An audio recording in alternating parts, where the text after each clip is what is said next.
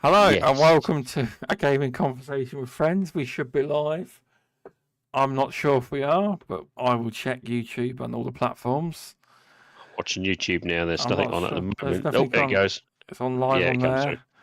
So we're live on YouTube. Let's have a look if we're live on X. I don't know how you check that. But I will see. Yeah, we're live on X. Stubz Gaming's live. And Rumble. Now that's the one that failed last week. Let's see if that one That's works. because you got the settings wrong, didn't you? Did actually, yeah. Yep. And we are live on Okay, let's have a look. And we are live on. Yeah, that's it. We're live on Rumble. So that's sorted it. And I've also set the X stream for 2.5 hours in case we run over, because on X it just ends. If you put 2 hours, it would just end at 2 hours. It will by itself. Not that anyone really watched it on there, but I just thought I'd give it a go. But I didn't really put many. It's like anything. You just build up an audience, isn't it? You build up an audience. I didn't really put any games in the what's it called? Titles. Didn't really talk about games last week, did we? Because there was a few mentioned, but not that many. So we have the long-awaited return of Luke Steele because I've invited him. How are you doing, Luke? I'm well, thank you. Yeah, sorry, I was on mute. No, I'm very well. Yeah, very well. Good to hear. Good to have you back. I've been meaning to invite you for a while, but I had a month break because it was a surprise to Masuku you were on. I didn't tell no one. I just invited you, and then people found out on Twitter.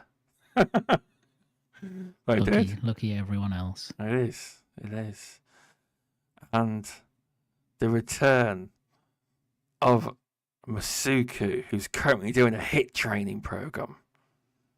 Hello. HIT. Yes. So you say HIT or HILT? HIT. Yeah, I think it's with 2 eyes. That's so it. I don't know. It's heat. HIT. That's it. Maybe heat. That's intense. That is. Yeah. I know exactly what that training is. I used to do it. It's very intense. That is. But yeah, it's like when you check your smartwatch, it really shows like a lot of calories burned. Good. That's what you want. You're going to be a machine soon, aren't you, Masuku? You'll be like a unit. I really hope. And you come to the gym with me, and you'd be like lifting the big numbers. You're like, we're fucking Stubz. Here we go. I'm joking. I'm not that strong. Yeah. Well, I will be soon. I'm doing the 12-week training plan that's strength based. It's a lot of different stuff that I've never done before.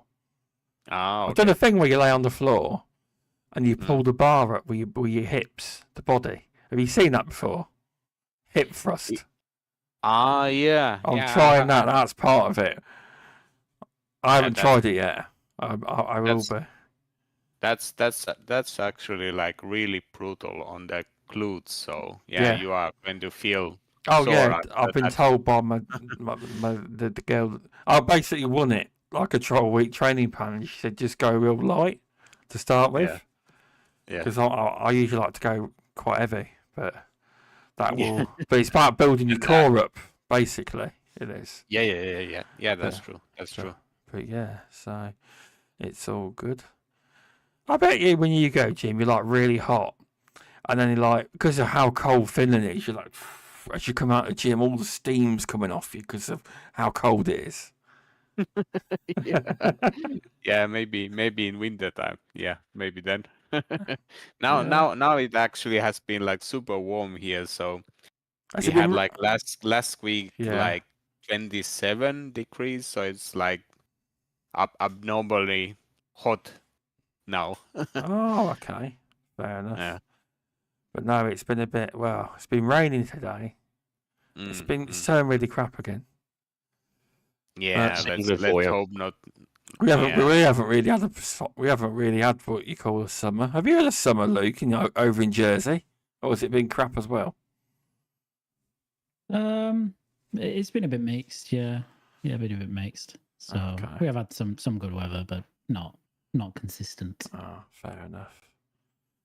Fair enough. And removable sanity. How are you doing? Hello. I'm doing very well, thank you. It's nice to have, obviously, Luke and Masuku back on. Of course, unfortunately, VJ can't make it at the moment. He's got some works happening at the house, so he doesn't want to cause any problems with all the noise. Yeah, So he's left that to Masuku and Luke to provide us with the knowledge-based. Yes, we've got half the chat on the podcast, so that's the problem. You know, the YouTube feed. But yeah, there's been some games recently, and I'm pleased to say I'm going to put some video footage up. You can put some video footage up this time, and you listen to my advice on some games. Is that what you're saying to me? This. Did you mention this Warhammer Space Marine 2 to me?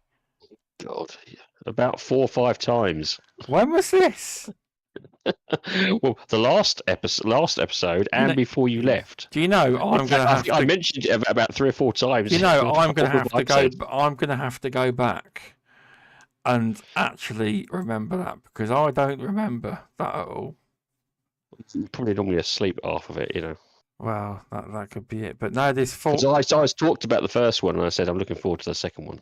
Yeah, but I didn't pay any attention because nobody said it was like Gears of War. If you had said yes, it's just like Gears of War.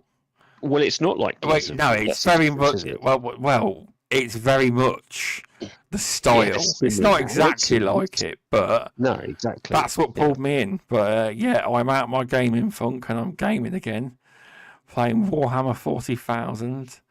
Space Marine 2, and I tell you what, I would also recommend buying the first one, because that's pretty cheap. Well, I have actually been looking, and you can't bloody buy it on Xbox because it's on the 360.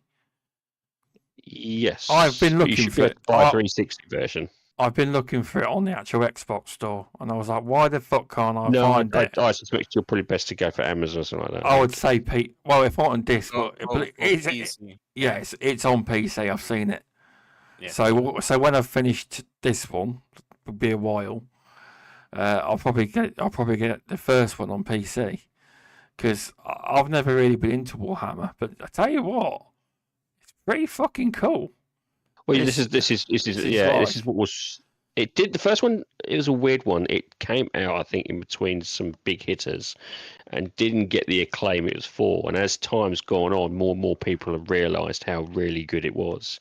And then it kind of got like a slow cult following, which then kind of led, thanks to them and the fan base, to kind of make the sequel.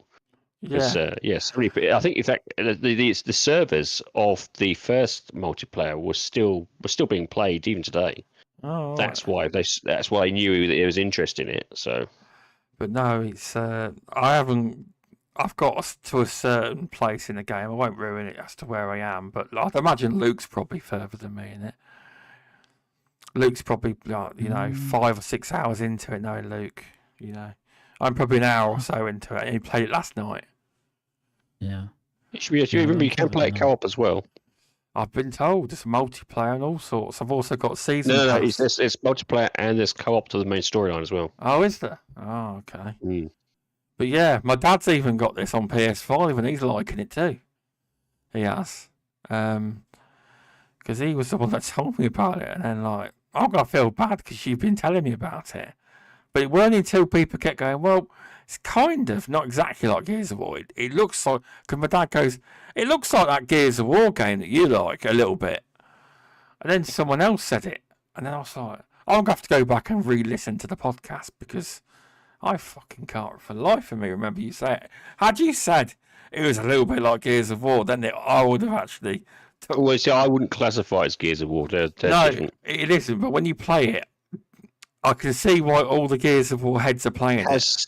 Yeah, it's but like I said, it's I've like still got. If you're to watch me, I've still got to perfect my fighting style and parry. I'm not the best at the game, and this is if you're watching, I'm on easy mode, so I'm not the best at the game, but I think I died once so far. Multiplayer will be the one where you really. My dad told me that he went online, and he says I came straight off it. I got banned. You've really got to be high level or something. You got destroyed.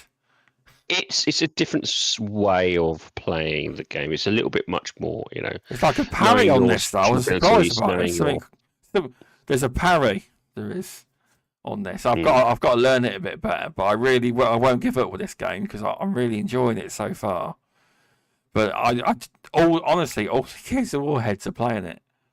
And I honestly think that this game, I know you mentioned it, but it's because you said Warhammer. And Warhammer, I don't really know Warhammer games, but it's when people go, "Oh, Gears of," it's a bit like, I agree, I agree, Removable. It's nothing like Gears of War, but you look at it and you can see little elements you can, and that's what attracted me. And yes, basically this game came out of nowhere for me. Really, it did. Quite ironic, really, because I mean, if you look at Gears of War, a lot of the design language of that game is actually based on Warhammer 40k. Well, I'll tell you one thing, though, Luke. I'm thinking about looking at all the other Warhammer 40k and the lore. I reckon this could be my new thing. Well, it was very much tabletop first of all. Then it's kind of. I remember that because you still get some Warhammer shops, don't you? You can still get them. You're not a fan of tactical games, so it's only more recent. I think around the closest it came to, I would say, more your style. For instance, there's only been about, I think, 4 first-person shooters of the Warhammer one, and hopefully this sells like hotcakes, and they're like, right, we need to get another one. Let's not wait 10 years or more. So. Let's not wait so long. Yeah, in the more recent last, say, 10 years, it's kind of expanded dramatically on the consoles and the PCs. It's some of the games were really good. Some didn't go down so well. It's some. I quite like some of the older games, but some other people didn't. So it was always been a bit of like a mixed bag, I would say. Where recently, they've kind of expanded a lot more of the lore into it and opened up more of the lore and stuff like that. So I think more and more people are getting into it, sort of thing. So. It should, it should. I suspect it will probably do well, and hopefully, as you said, if it gets a lot of people play it, they'll do a third and continue a bit of a franchise. Because it was a franchise that it was a shame when the first one came out. I think it just got tied in between 2 big hitters like COD and something else, if I remember correctly. And it was just one of these games that kind of just got missed, really. And as I said, it was one of these things that the local fan base have kept it alive, and now it's kind of been brought back to life again in this little era. Yeah, I'm well aware that the Warhammer games are usually what the game's called? What's it called? Like Gears Tactics. Yeah, I'm well aware. Well, that was how it was. Yeah, that's how it kind of started out. As the closest, that was the first, what I'd classify as the first push into gaming was on those tactics, because it was, the thing that kind of, I would say probably, that's the thing that kind of took the tabletop from your tabletop into your gaming console, gaming PC. Dawn of War was one of my favourite games, and so was the second one. It was just absolute superb game, and it still is today. The original Dawn of War was the first one, is superb. If you like those tactical based sort of games. Luke's about to think I'm a right noob if he was watching the footage. I think that anyway. Yeah, I know you do. Everyone thinks I'm a noob. He's trying he's trying to work out at which point is the tutorial going to stop, and Stubz is going, that's it, I'm done. Yeah, it's quite a long mission, this, for a first one, actually. It lasts for a fair. To be fair, I have done the mission. Nice. I won't say where I am, but I'll tell you later. I think I may have already told you, but I just don't want to spoil it. Well, if you watch it, this will be spoiling it for you. So, yeah, Yeah. This is going to be like I might actually put some trailers. I might actually put some trailers on of that instead. But yeah, no, it's one of those things. I suspect if it does well, which I suspect it is getting love from everywhere. So it's I definitely don't see doing why well. it won't do. Yeah, it's doing well on Steam. It's, that's good then. It's got nearly 250,000 concurrent players at the moment. No, Whoa, that is So- that's big, Yeah, isn't so it? it's massive. That's big. Well, it was getting. I mean, to put it in perspective, to show how successful it no doubt has been in the early access period, which was on Thursday, which you had to buy at least the gold edition for. It was getting about 150,000 concurrent players on that day. Wow, that's really good. So there's no doubt that this is done, at least on PC, exceptionally well. It's cheaper on PC too, as always. It is. Yeah. So and it's from what I've played so far, it's very well deserved. I played the first one way back when. And really enjoyed it. Really enjoyed it. I'm not typically into Warhammer. I don't play the tabletop. I have a friend who's mad into it, so it's been really cool to kind of work out his nerdness. yeah, and he's been excited for this for a long time, and in fact he bought the early edition. He's already finished the campaign because for him it's a bigger, even bigger thing for this game to come out and look the way it does, and kind of take you into that world. But yeah, I think I'm probably about 5 or 6 hours in. I was right. I told you. Yeah, right. Yeah. And it's excellent. It's very good, and it's it's pretty similar to the first game in terms of mechanics and the linearity of it all. But that's not a bad thing. It's quite nice having a bit of a throwback game. Yeah, well, that was the thing. Most people said they kind of hit the ethos and they hit the combat movement perfect there, and there were a lot of people who were worried that they were going to try and deviate from that. Yeah, and but it sounds like it's like if it's not broke, don't fix it. Attitude, at least on this one, is where they've just kind of stuck with the visuals, stuck with maybe the storyline, and kind of oomphed it up. As I said, the multiplayer was also well received. It was one of those things that, even though I remember doing it, is getting all the different armors, getting all the different types of stuff. It was just enjoyable. It was really just enjoyable sort of to play sort of thing. I said the fact that the actual first games multiplayer was still being played today quite heavily, kind of shows you how kind of well it did even back then. So it's good to hear that this is kind of kept the ethos and kept the lore as it should have been in terms of, and then just kind of polished on what's there. Yeah. One thing I'm curious, like, have they kept up the 80s action movie quotas that they are shouting all the time?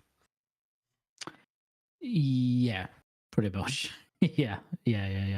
It's kind of it's like typical 40K. It's over the top. It takes itself quite seriously in a way. It's not. It's quite. It's grim dark. So it's not because of the lore. It is very much a lore based. So yeah, everybody. There's big, gruff, burly men that are effectively tanks. Being big gruff. I mean, in many ways, friend's going to be screaming in his headset hearing this. Yeah, big gruff, burly men. Yeah, in many ways, it is. It's not dissimilar in tone to something like Gears, because Gears itself was inspired by stuff like 40K. So it just kind of gone full circle, really. So it doesn't play the same as Gears, but it's not too dissimilar from that. There's no cover shooting in this. But it's a throwback game in a positive way. It's a throwback package in a positive way. It comes with co-op, campaign co-op. There's a separate co-op mode, which is distinct from the campaign. There's PvP. It's all in one package. There is a season pass, but it's all cosmetics. I think Eurogamer put out their review today, and they gave it 4 out of 5. Well, that's fairly good, isn't it? Yeah, it's a great review, and they said it was really interesting because it's one of those games that kind of shows that like it straddles a line between like the old gaming times and the new times, in that they found a way to monetize a game that's already excellent value, in that it has a season pass, but the core pack, it's kind of having its cake and eating it, so to speak, because it's giving you like a really great package if you never want to interact with any of the season pass stuff, but it still has microtransactions, but not in a bad way, like in a way that's kind of conducive to people actually buying that and thinking it's good value. So I'm quite impressed of how they've how Saber have put it together and gone. If I remember correctly, that's similar how the first one was. In terms of the package, it's the same package. Yeah. So as I said, it's stuck with the ethos of if it's not broken, don't fix it. I think they're not we seem to forget that some of those packages back in the day, they kind of they had it actually kind of correct. They kind of had worked it out, some of the things, and then I thought, well, they probably tried to. I think a little bit of greed kind of pushed things. I was like, well, let's try something a bit more here. Let's try to get things there. And they've kind of. Well, I mean, it went too far, and now hopefully it's swinging back again to a much more balanced way of season passes. It's not the season pass, because the first one didn't have a season pass or anything like that. Microtransactions did not really exist when the first game was there. But the first game, had your campaign, your PvE, your PvP. I'm pretty sure that's DLC. This is a long time ago now. It may have had some DLC content, but I'm sure. Season passes legitimately didn't exist then. But no. But I'm just saying, in terms of it may have had. Yeah, it may have had. Let's say it had some. I'll have a look, but it may have had some DLC. But I think the point is that that it was a full package, wasn't it? Yeah, it was a full package, and actually, very few games nowadays do that. So most games are just they're either just a campaign game, or they're a live service multiplayer game. You rarely the twain meet in that. You only get. To be fair to Microsoft, for example, a lot of their games still do this, like Halo and Gears and Forza, but a lot of other games and publishers don't tend to do that. So so it's nice that this has come out, and I think you pay your money and you feel like you're getting a really comprehensive experience out of the gate. And if you want to go and get some cosmetics, which the world of 40k is ripe for incredible skins and designs and stuff. So you can go out. And if you know the lore, you'll be able to kind of make your own chapters that exist, or kind of may not have got the prominence, but still exist within the lore. So you can kind of recreate some of those, existing chapters that aren't always spoken about, or hasn't got the the promise it is. That's one of the things it's like about it. It seems very much a complete package, which is what I think most people want. And then if there's an alternative or extras down the line, they can purchase if you want to. If not, as you said, they've got that package, isn't it? It's all there for them to kind of just sit back and enjoy, sort of thing. I'm hoping that this is it. It's kind of it kind of brings back what people want. Would you say this would pull in any Destiny 2 players or not? Because it's not a shooter. It's a very different game. I know it's different, but you never know, do you? Because they must be getting pretty bored now. A, B, and G.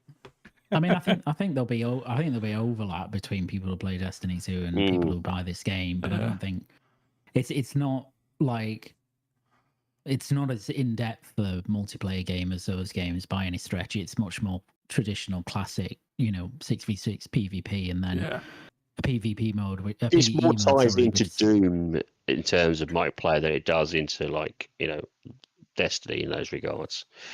It's got its traditional, as you said, 6 versus 6, PvP, and it's more. I'm trying. Would it classic multiplayer? Classic. It's probably the best way of saying it. I'd say it's more akin to like the old style way of playing multiplayer. But it's one of those things. It works, and if it works, exactly, yeah. Why mess around? Why mess around with it? I'm sort of really thing, you know? well. I'm not that far in, but I'm going to keep playing. It's just a lot of fun. I was struggling for a long time with games. Game Pass has got all the games in the world, but I found nothing that could get me. I've been playing a bit of Black Ops 6. That's quite good. But this game here, I fucking like it. It's well good. Welcome back from the dead. Thanks for stopping by, and welcome to all the people on Rumble. Say hello in chat if you're watching. If you're watching on X, say hello. I'll be very impressed. But yeah, it's a fun game. Luke's much further ahead than me, but that's to be expected. But I have finished the first mission, so we're getting somewhere. Who knows? I spent $63.99, so I want to get some money's worth out of it. That was with discount because the gold edition's actually on Xbox. I think it's like 80 odd quid, but on CD keys it was reduced to $65.99, the gold one. Then someone dropped me a 10% off code, so I got it for like $63.99. Well, it was a discount. I don't know if it was 10%. It went down to $63.99. So I need to get some money's worth out of it. I can't just drop it. Well, I am genuinely enjoying it, and I have completed the first bit. So I would regard that as the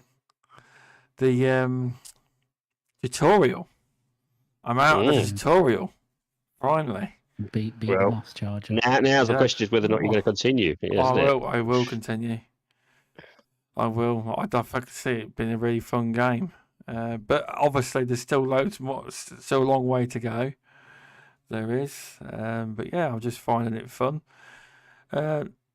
This seems like a bit of a big game for you, Removable, because you. I know you want it, but you do a hell of a lot of reviews. This seems like a big time drain for you. This does. It does seem that way. It's well, I've got about 2 or 3 reviews already on the go at the moment anyway, sort of thing. Finances are tight at the moment, so it's one of those things that I'll hold off and until finance is a little bit more of a requirement. I was reading though. Was this you lot know? Was this meant to come out last year? Because I read something online that says it was meant to come to Game Pass day and date in 2023, but it got delayed. Is that not right? Is that a load of rubbish? It definitely wasn't intended to come to Game Pass. There was never any conversation about it coming to Game Pass. You know they write online. Talking about. Oh, it's probably different Warhammer. Yeah. There's multiple different Warhammers. Yeah, I think. There's the little bolt gun. There's bolt gun at the minute, isn't there? Bolt gun. Yes. You're talking about Darktide. That's what you're talking about. That's it. Yeah, that's what I was thinking of. Yeah. But I think it released this year, or might be in. See, my dad's also into that too. He played Darktide as well, but he's good at games like that. He is. Yeah. But that's what it was on about though. But obviously, when you type in release date of Warhammer 40k Xbox, I don't know why they have to do it, but they have to stick, is it in Game Pass in the title? Unfortunately, it's not in game. That's probably just to get good SEO, I imagine. Because they said no, it's not coming to Game Pass. But I think that's nearly in every article now, isn't it? It ain't coming to Game Pass. I think it must be an SEO thing to get a better click rate, maybe. I don't know. No idea. But I suspect it's it's one of those things that I always knew this was gonna. I had a gut feeling if they kept with the original sort of ethos, this was going to do well. And from the trailers I saw, it's like and from the discussions from the devs, it sounded like that's exactly what they're doing. And the fact that it's got such a positive reviews and so on as people play it, it's kind of just warms the old cockles of my heart to try and see that this is being brought back into the franchise has been brought back and may it continue further down the line. It's clearly people are interested in it. Definitely are. I'm in another DM or Xbox DM, and not everyone's got it, but a lot of people have bought it or want to buy this game. What does Masuku think then? What do you think of this? I think you know, I have to say that unfortunately the first game is on my backlog. It's like one of those games that I wanted to play forever, but you know, it's just sometimes don't find I would the time. recommend playing it. Yeah, it's whilst maybe you're waiting for this to come down in price, if you haven't got any much money, yeah, that would be a good tie-in to give you that kind of, and give you an understanding of the mechanics as well. And give you an understanding of like how the game works is in general sort of thing. It's the first one is still very good and still very fun. And it's definitely worth a play. I would recommend. Yeah. I think you know, it's like this type of you know, more tanky play style is probably going to be pretty fun. Like for me, like you don't have to worry so much about your health. Well, I would say you do feel like you're a badass, but the way they've generally played it is that you still can be overridden or overrun quite significantly.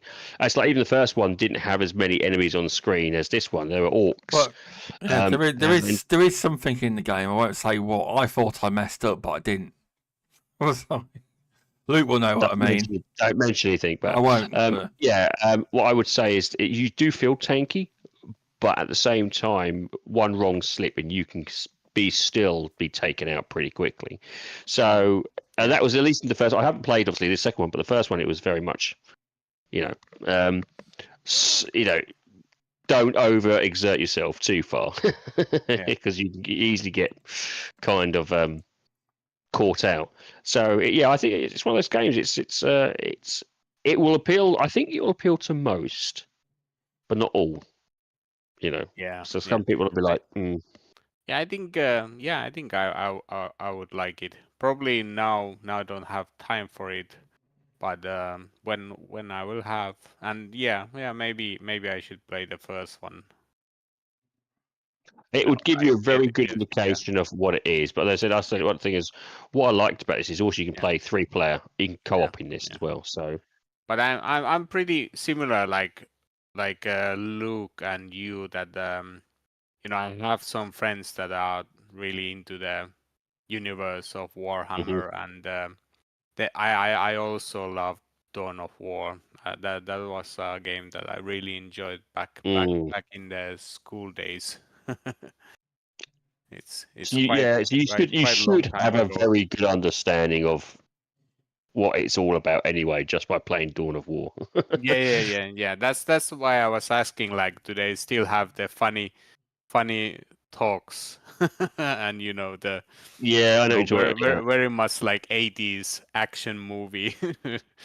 Like it's part of that sort of style, wasn't it? It is part of that kind of we shall stop the Xenos. No. It's very much a third person. We will, we are here to stop. We are here to be, be your death and stuff like that. It's very much a ethos of that product. Yeah. Walk slowly and carry a big gun. Exactly. Stuff like that. But it's good to see that it's actually kind of it's doing well. Long may it continue, sort of thing. I wonder. I think that the color palette and the art style is very interesting that they have been going here. Like they have very very strong blue color and most of the other colors that I see on this video that Stubz has. Well, that's because it's the Tyranids. Yeah, it's very because you look at the first one, it was very much again, it depends on the faction they're up against. So if you're up against Chaos, it's a much more purples, bright colours. Up against the Orcs, it's very much a green, browns, and then obviously Tyranids themselves, these are like your purples. So most enemy factions are easily identifiable. Hence the reason why they lean into it. But of course, then you've got like the different planets, the different laws, the different worlds as well, upon which there is different variations and laws and stuff like that. It's rife for people to kind of enjoy the lore in every little aspect to it. You don't necessarily have to enjoy one faction to enjoy Warhammer. That's where it's kind of, it can hit everybody equally, depending on what sort of things you're into. And the funny like thing, as you're always like if you paint, you always start to think about these colors and things like differently, like the color for blue, or one of the most common colors for blue is like ultramarine. I think that fits pretty well with the theme of this game. Yeah, ties in very well. I said there's been games out there, does it? It's like Space Marines. There is the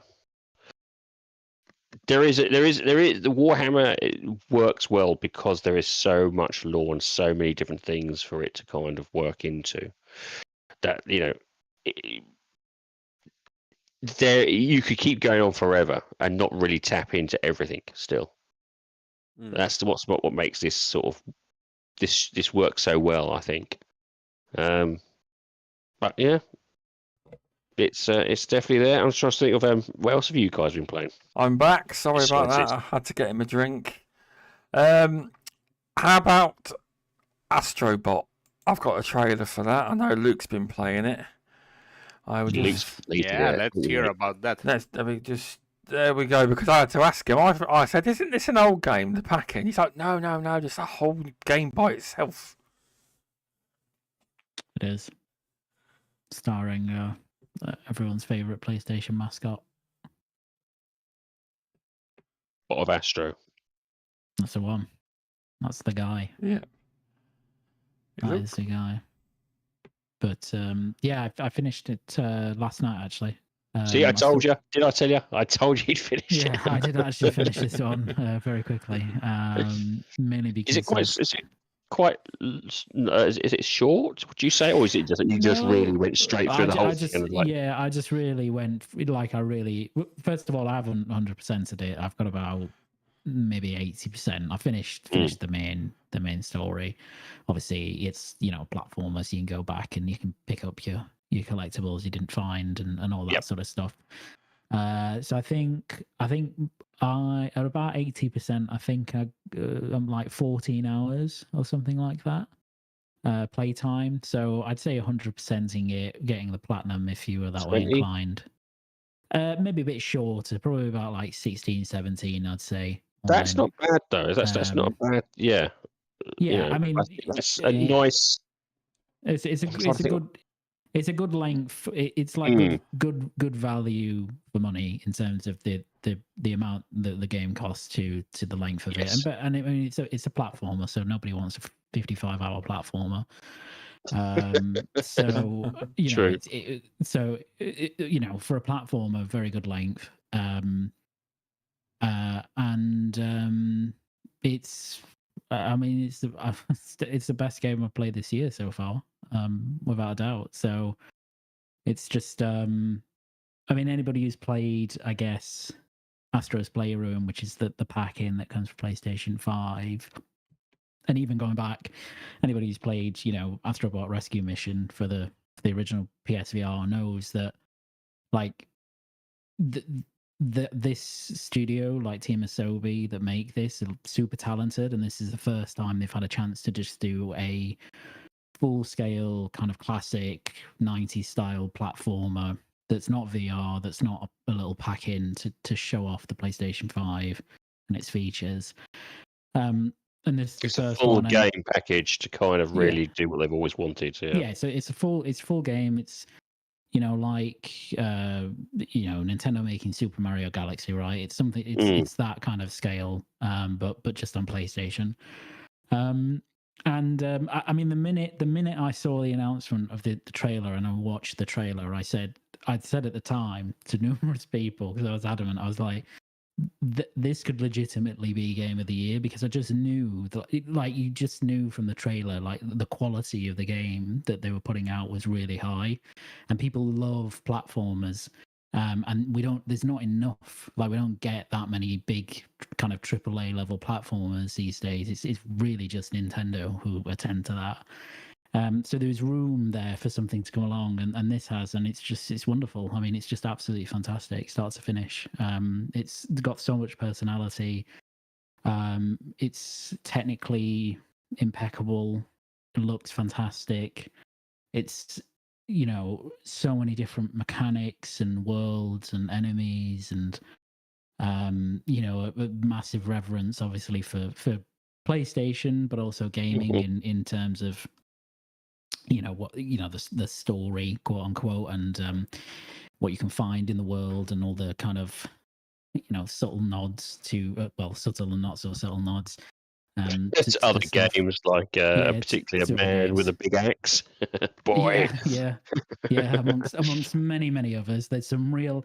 What I really love about it. So, for context, the one of the purposes of the game is to, like, Astrobot has a lot of friends, a lot of other bots, and in every world that you visit, there'll be like a number of bots that you know, they're scattered across the galaxy. So when you go into a particular world, there might be, say, 6 bots you can find in that world, and a portion of those are VIP bots, I suppose. That's how they're kind of designated, and they're bots that are, their appearance and their characteristics are, you know, stylized after famous gaming characters, good PlayStation characters. Yeah, you can see that. Like, yeah. So you go and find them, and I don't know how many of those VIP bots there are, but there must be, like, the trailer, there's looks like a good 20 there or something like that. Yeah, there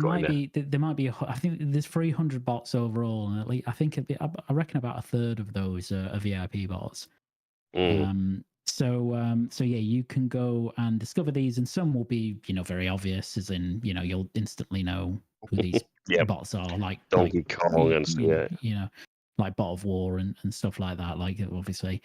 But some of them are really, like, obscure references to games in PlayStation's past that, you know, only people who play the original PlayStation are going to recognize, and even then there are some that are more obscure than that.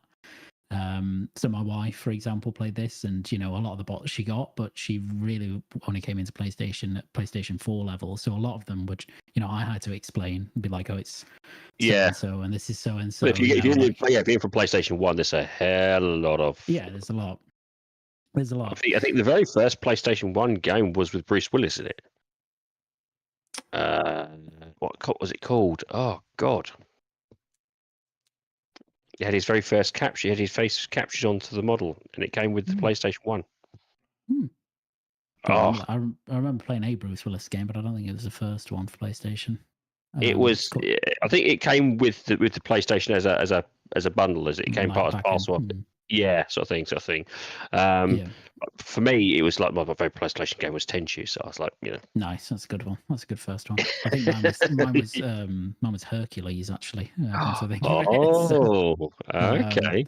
Which was a very shit adaptation of the Disney film. I remember, yeah. So, but yeah, so that's, you know, it's got those in the game, and when you collect them, you have a hub that you can go back to, and they're there, you know, they remain there throughout the game.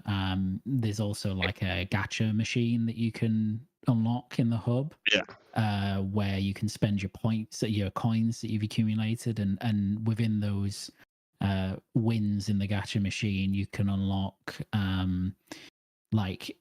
equipment for them. So, like, to give you an example, you know, which is pretty non-spoilery, you know, the Kratos inspired bot, you know, his unlockable is the Leviathan axe, for example. When you unlock that, he then equips it in the world, and you go up and he'll do some like funny animations with it, you know, and you can hit him and he'll do another animation, and you know, it's all a lot of fun. Is it a bit like I'm going to kind of is it a little bit like the Lego series where you can get new characters and then use those characters to open up other areas, or is it just literally just characters you can then just enjoy throughout the game itself, regardless? So not in the same way. So in the hub area, there are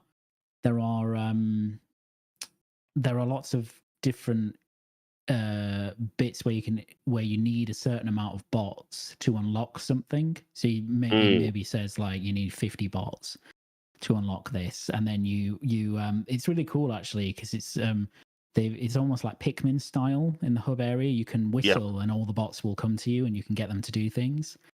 So they'll go and do something in there, and you can unlock something else in the hub and so on and so forth. And in that hub, it's almost like a little platform level in of itself, in that there are areas you can find other bots in that, that have been scattered there as well. So you use those bots to kind of open up newer areas, but it's not like in a brand new game. It's almost like sub areas which you can kind of enjoy. Yeah, and just in the hub. I mean, when you're out, in the world, in the galaxy, and going on the different levels, you're just Astrobot there. So you're not using those other characters for anything. The only thing I would say is that, and I don't want to I think that the pure joy of this game is left to just experience it, and don't try not to spoil yourself on it.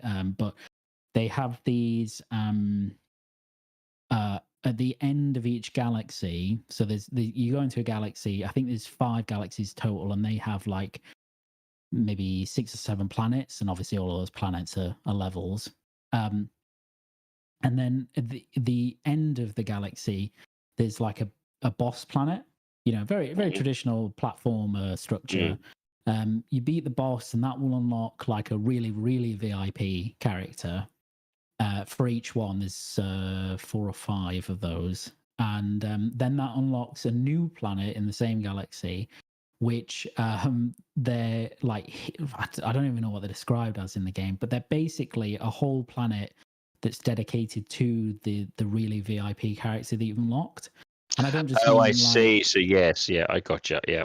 So it's like an entire level inspired by that character. Yes, if you've got the Kratos, it'll be a whole biodome for Kratos inspired, bot for him to enjoy, is what you're saying.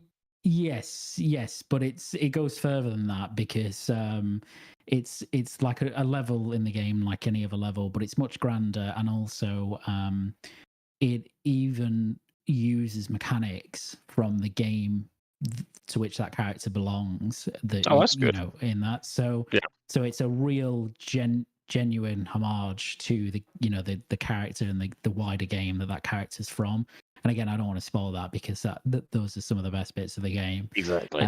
But you kind of delighted running through that, because you're like, oh, okay, I was playing Astrobot, and I'm still playing Astrobot, but actually it's Astrobot mashed up with whatever the game is.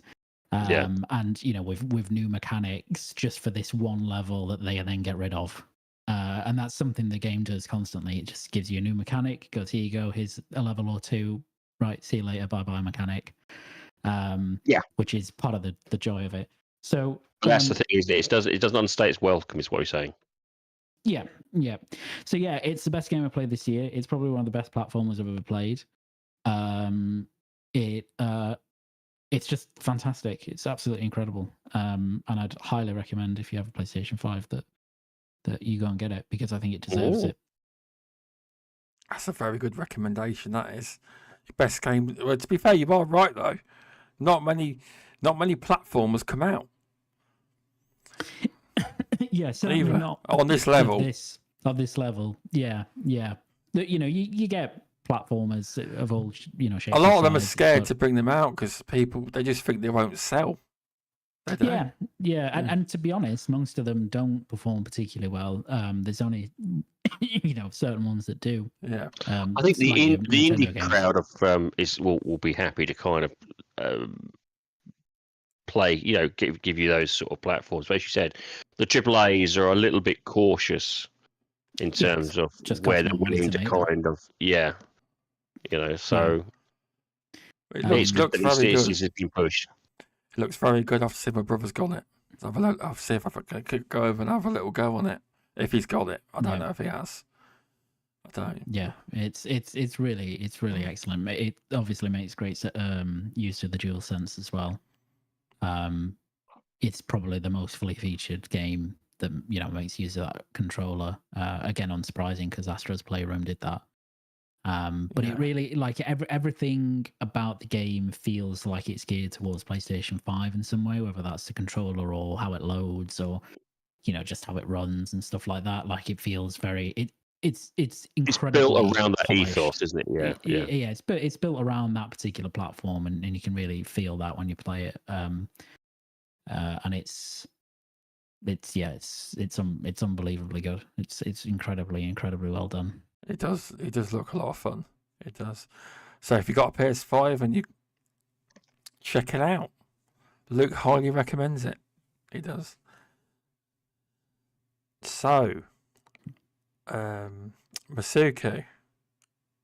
Yep. You've now completed this game, Nier Automata. I think you wanted to talk about it, didn't you? Yes. Because you completed When it. you say completed it, are you talking about the first ending or literally all endings? All of the endings, and Nice. it's and the secret ones. Yeah. Yep.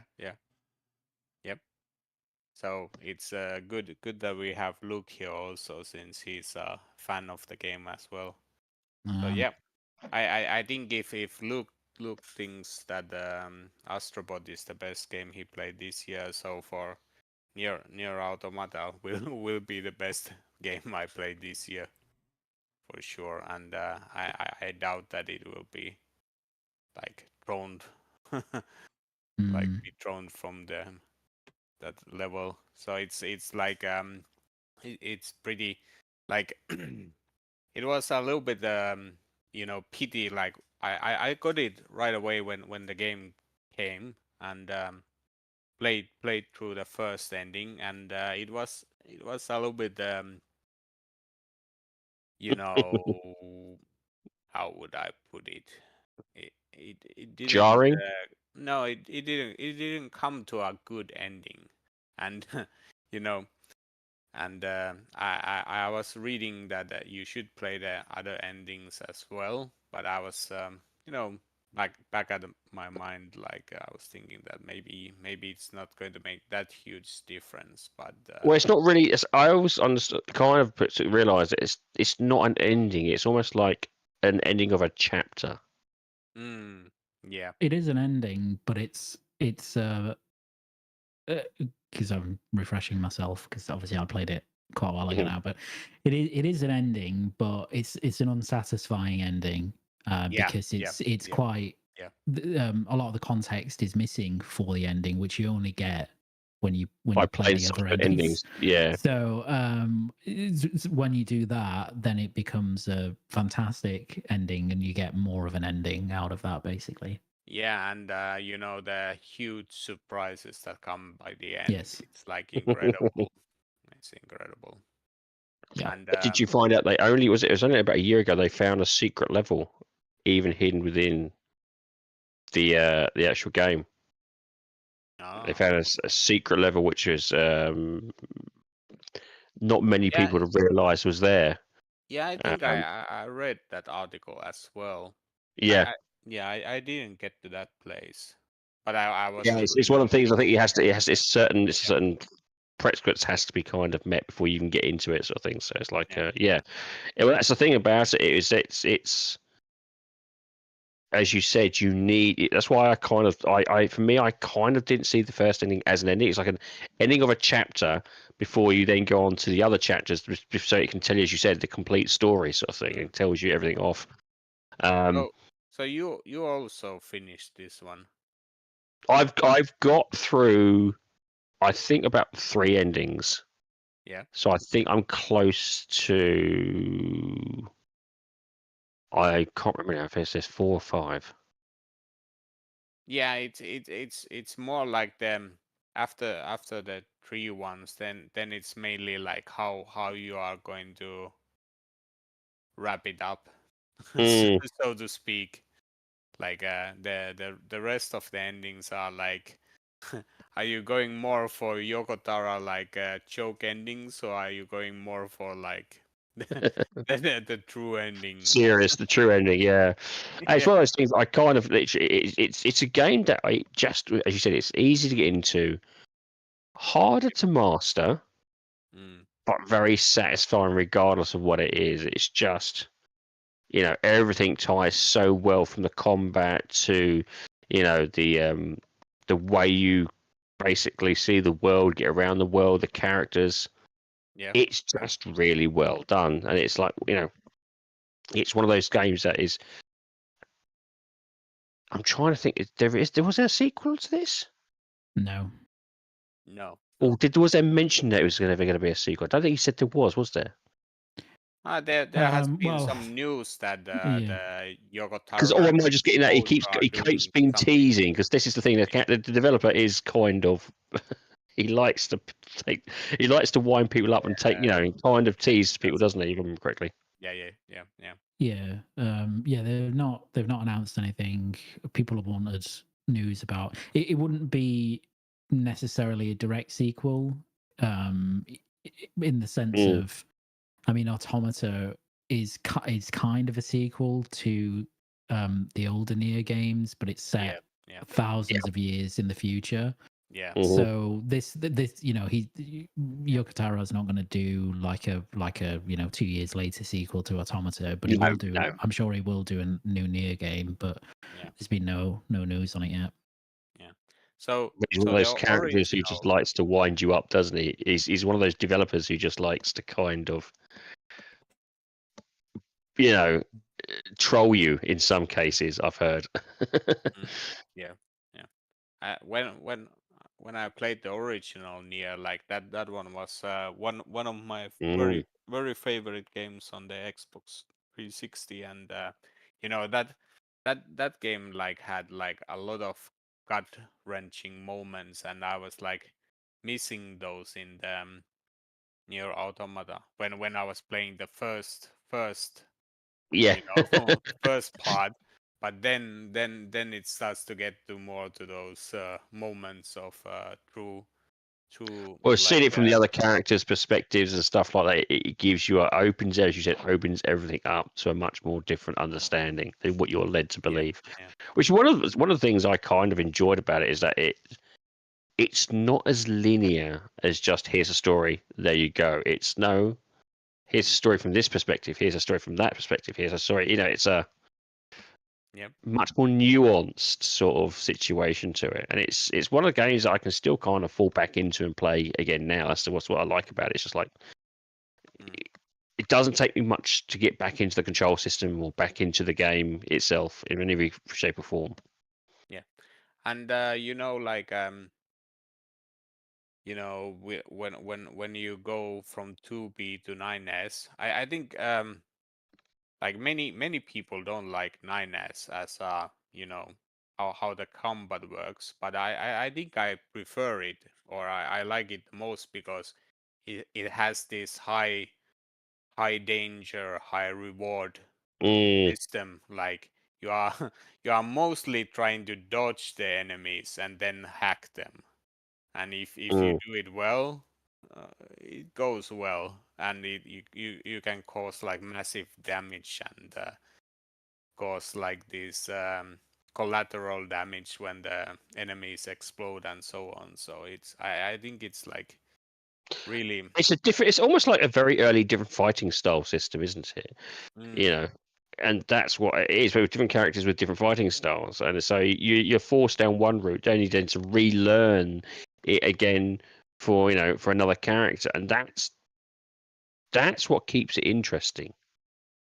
I find it gives it interesting, because it could be, as you said, it could just literally just be, oh, here it's from a different character, they got the same move system. It could be like a lazy take, and it clearly wasn't. He went in and went, do you know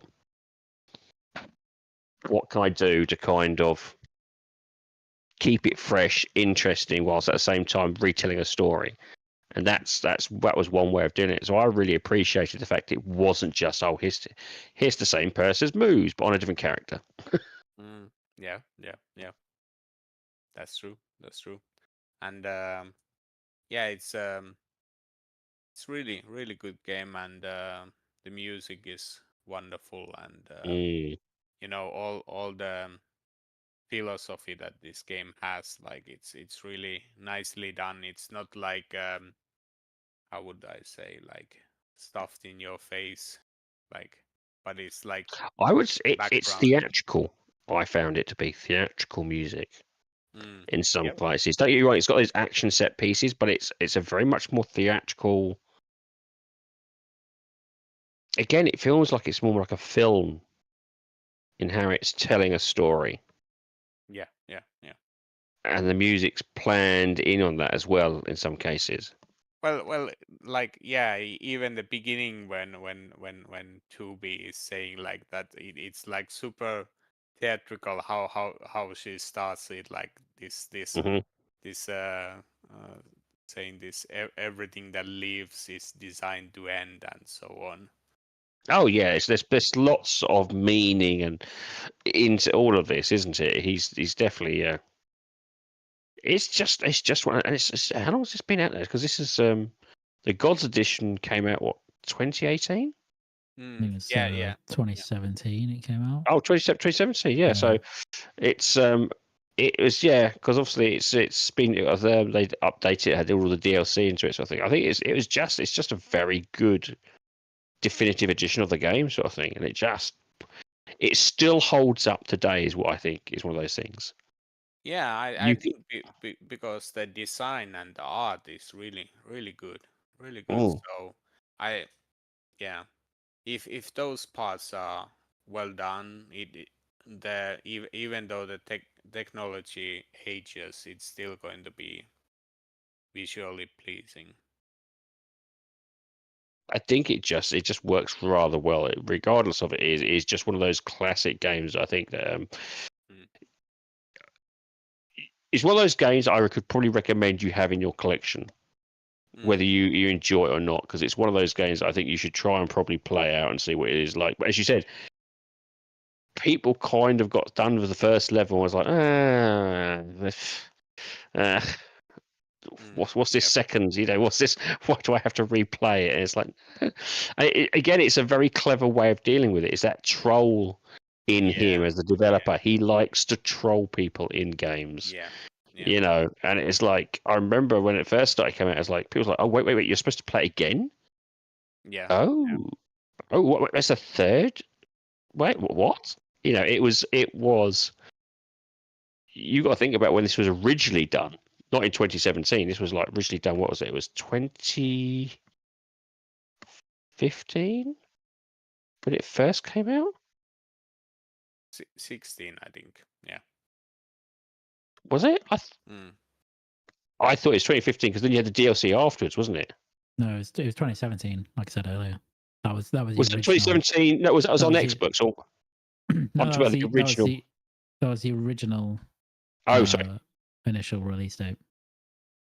And then it kind of came to the other platforms. Was that 2018 then? Yes, yeah, because it came to PlayStation 4 first, didn't it? And then that's right. And then Yes. stuff afterwards. Yeah.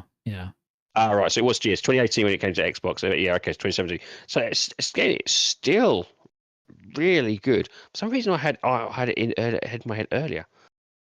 I'm trying to probably that was the original Nier was well before then. Yeah. Original Nier was 1999 or was it 2000? It was by the more to the end of I think it was early 2000s. Early 2000s, yeah. I was thinking, yeah. It was. I think it was part of that ethos. If I remember back, that kind of games had their like. They had that long-term lore. It's when they were starting to kind of blend the reality of movie and storytelling into gaming, wasn't it? And they were kind of like, you know, because even Nier was like, it was a bit weird until you realised about the story and what it was all about, was always happening, sort of thing. You know, I kind of pitched it. I think I was in my head, and I know it's not a bad comparison, but I kind of, what was the one where you were basically going after monsters and taking their souls. You'd climb them up. I'm trying to think of what it's called. Oh God, my Shadow brain's of the Colossus, maybe. Shadow of the Colossus. Yeah, it had that sort of storytelling ethos in terms of you didn't quite know what was going on. It was quite intriguing to see what was happening as you progress, sort of thing. It's around that time when storytelling was much more. They were playing around with a lot of different concepts back then, wasn't it, sort of thing?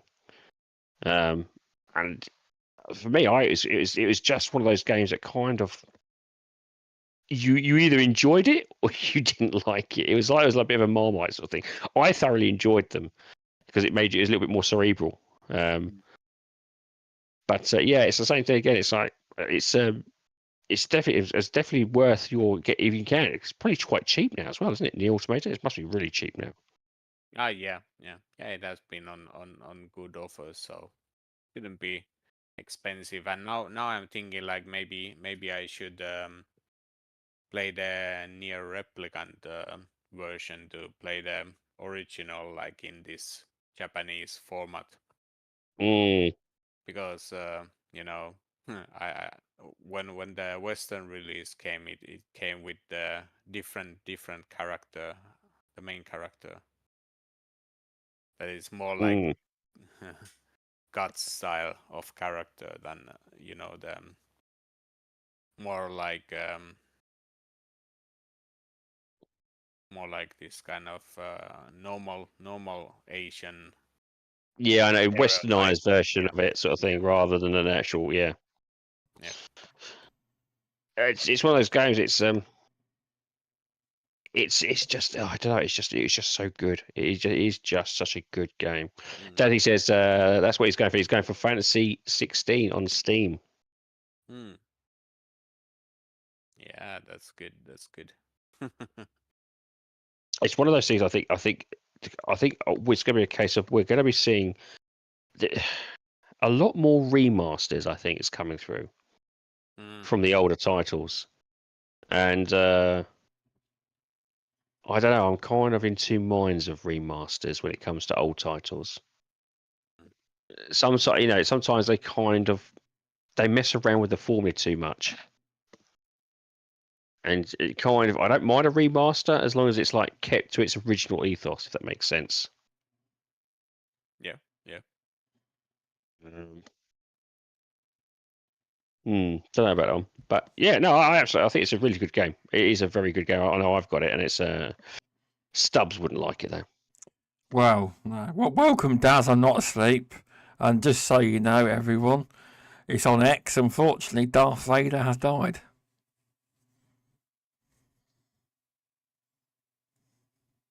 A little bit more context to that statement. James Earl Jones. There you go. No. Oh no, that's a shame. Mind you, how old was he? He actually says. 93. Yeah, it says it there, 93. Jesus Christ. Still that's a good age, but it's still not good when someone dies. Well, whilst his voice was well known for obviously Star Wars, I remember him from Conan Barbarian. I remember him other films he was in. That just he was a really good actor, really good. Obviously, his voice was iconic, but his acting skills was also quite equally just as good. So I think it's a shame. We've lost some really good actors over the last year or so, haven't we? Really. Oh man, that's a bit of a kick in the groin. Yep. Anyone else knows what other films that recognise other films or enjoyed other films he was in? No, I don't You know. Stop. I hardly watch films, you know that.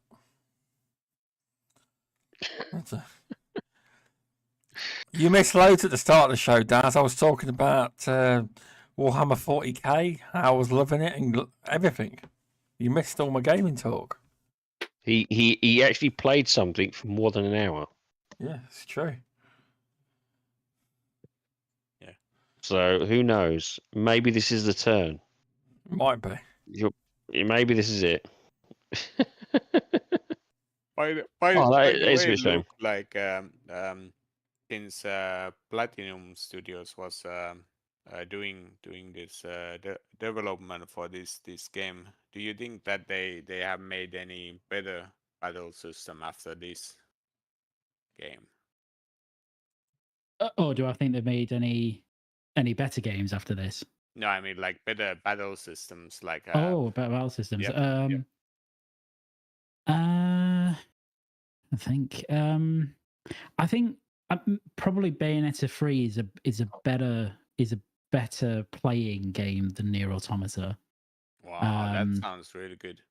Yeah. Is it because of the fluidity? Because the fluidity is a much easier tie-in. Yeah, it's just a bit more a bit more complex in terms of the combat system. You know, there's more mechanics essentially, and obviously Venus is a bit of a different character. She's much more agile, like even more agile than 2B and you know those characters. So I'd say that's a better combat there, but as a game, it's not on the level of Nier Automata. But that's mainly because of Nier Automata's story, really, which is incredible, and its music as well. Yeah. I really hope that we would get this Dragon Card 3 also in some kind of remaster form, because I would like to play that one also. Yeah. Oh, was that one Dragon Card 3? Yeah. Dragon Card, which is the precursor series to Nier, effectively. Oh, okay, gotcha. Yeah. The 1 and 2 are so clunky that I they're awful. that I would want to play them at all. Yeah, they're not good. They've not aged well at all. Yeah. Some of those games age really well, and some of those games don't really age well. I think it's all depends on the story, which is why I think Soul Reaver and the Legacy of Kain's probably would do well for remasters because they've got really good storylines. The trouble is, I think I'd be a little bit. I'd be a bit hesitant of getting them revoiced by some other people. If that makes sense. I'd like, if that was going to be remastered, I'd probably want the original voice characters just to be touched up and not ever messed around with. I don't know. I mean, the voice, from what I remember, the voice acting wasn't very good. So, I wouldn't begrudge them. To be honest, I wouldn't want a remaster of those games anyway, because they've just aged horrendously in terms of gameplay. So, whilst the story is still fantastic and the world's great, etc., I just think if you're going to do something like that, you're better off remaking it, which is nobody will, because it's quite a big risk for such niche games. But plus, they're under Embracer now, right? So, not much. Oh Christ! What isn't under Embracer? Yeah, let's say they've taken so many IPs now. That's like it's the same thing with Dino Crisis. We've been trying to get for Dino Crisis for ages, haven't we? Yeah, although that would need a remake. You would need to remake that. Well, but would you? What about Night Dev Studios? Because they do really good remasters. They do. And they kind of really sometimes give you that kind of still modern, fresh control systems whilst retaining the ethos of the originals. They do. But they tend to remaster first-person shooters, which from the 90s, etc., still play very well. What did Shadow Man? They did do Shadow Man, but then that's quite a unique game in of itself. It's quite different. And they're going to do The Thing as well. So I think they just mechanically that's not too bad. The Thing, it's not like a terrible controlling game. I don't know. Those NPCs were a bit of a pain in the sod. The old. I liked its fear mechanics, but I was just like the NPCs was like, get over, get away from the monster. Yeah, but I mean, Legacy of Kain, etc. They're really old, and they don't.